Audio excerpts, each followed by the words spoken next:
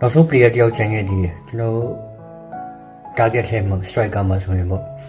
PSG အစားသူလည်းမျောလင့်နေတဲ့ player ပေါ့တန်း30နဲ့သူခေါ်လိုက်တယ်PSG ခေါ်ပြီးတော့သူ PSG သိအဆင်မပြေဘူးသူ Frankfurt ကိုငှားချတယ်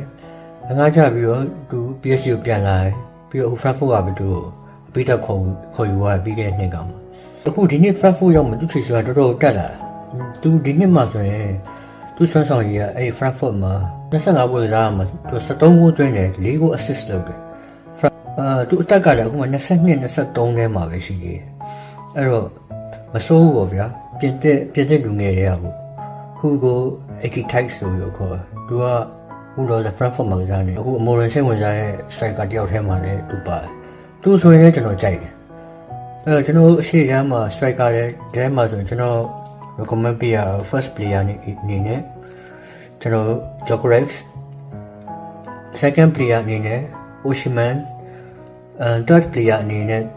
အဲ့ Hugo Ekitike ကိုကျွန်တော်ရွေးပြီးတော့ last player နဲ့အနေနဲ့မှကျွန်တော် Sesko ကိုကျွန်တော်ရွေးချင်ပါတယ်။ကဲကျွန်တော်နောက် season လေးမှာပြန်လည်ဆုံးတွေ့ကြအောင်နော်။အခုကျွန်တော်စိတ်ဝင်စားတဲ့နေရာမှာ Arsenal လည်းပါဝင်လာရဆိုပြီးတော့ကြားသိရတယ်အဲ့ player လေးကိုအဲ့တော့စောင့်ကြည့်ရတာပေါ့ဗျာဘယ်လိုလုပ်မှုရမလဲကျွန်တော်တက်ကက်ကိုပိုင်နိုင်လိုက်တဲ့ဟိုလိုမျိုးဟိုနည်းနည်းဒီနည်းနည်းနဲ့ကျွန်တော်ဟိုလိုဒီလိုတွေအများကြီးဖြစ်ပြီးနောက်ဆုံးသူအားလုံးကြံခဲ့တဲ့ player ကိုကျွန်တော်ယူပြီးတော့အဲ့မှာအတက်မှာတောင်းတင်အဲ့လိုမျိုးဖြစ်နေကြပါဘူးအဲ့ဒီအကျဉ်းစိုးကြီးကိုပြောင်းလဲလိုက်ဖို့လုပ်ပြီးတော့ကျွန်တော်ထင်တယ်